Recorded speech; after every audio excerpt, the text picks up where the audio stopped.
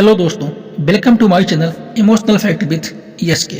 दोस्तों, जैसा कि आप सभी लोगों को वैलेंटाइन डे के बारे में पता होगा कि वैलेंटाइन डे पर दो प्यार करने वाले अपने प्यार का इजहार एक दूसरे से करते हैं। पर वैलेंटाइन डे के बारे में बहुत कम लोगों को पता होगा कि आखिर ये क्यों मनाया जाता है और इसका इतिहास क्या है। तो आज हम इसके बारे में आपको पूरी जानकारी देने वाले हैं।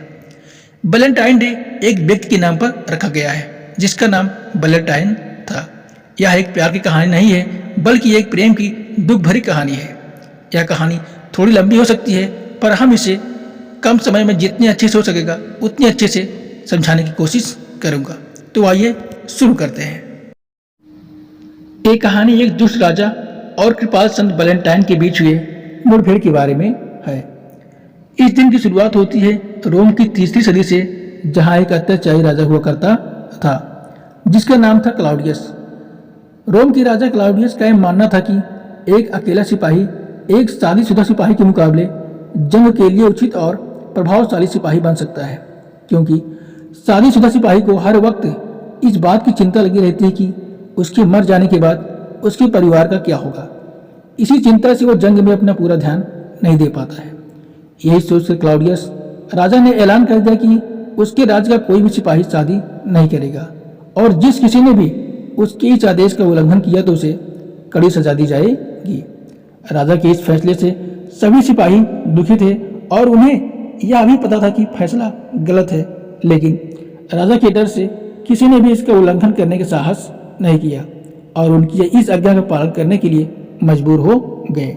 लेकिन रोम के संत वैलेंटाइन को यह नाइंसाफी बिल्कुल मंजूर नहीं थी, इसलिए उन्होंने राजा से छुपकर युवा सिपाहियों की मदद किया और उनकी शादी करवाने लगे।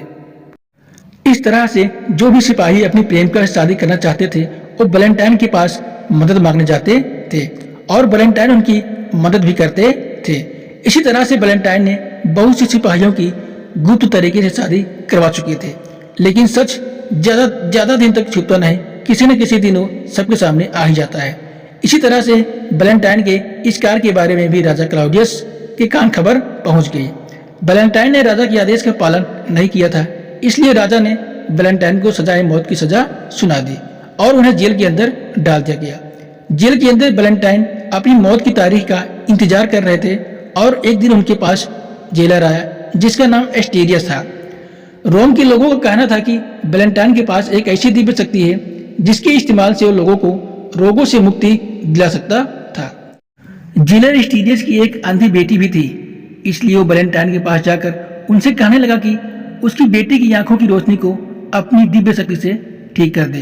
वैलेंटाइन एक नेक दिल के इंसान थे और वे सबकी मदद करते थे, इसलिए उन्होंने जेलर की भी मदद की और उनकी अंधी बेटी की आंखों को अपनी दिव्य शक्ति से ठीक कर दिया। उस दिन के बाद वैलेंटाइन और जेलर की बेटी के बीच गहरी दोस्ती हो गई और वो दोस्ती कब प्यार में बदल गई कुछ पता ही नहीं चला। लेकिन जब जेलर की बेटी को वैलेंटाइन की मौत के बारे में पता चला कि इन्हें फांसी होने वाली है, तो ये सोचकर उसको गहरा सदमा लग गया। और आखिर वो दिन 14 फरवरी आ गया था जिस दिन वैलेंटाइन को फांसी लगने वाली थी। अतः अपनी मौत से पहले वैलेंटाइन ने जेलर से एक कलम और कागज मांगा।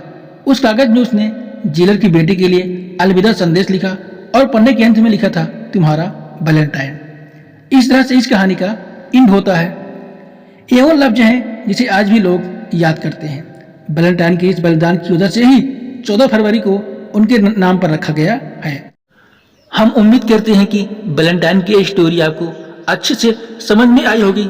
समझ में आई हो तो वीडियो को लाइक, कमेंट और चैनल को सब्सक्राइब जरूर करें।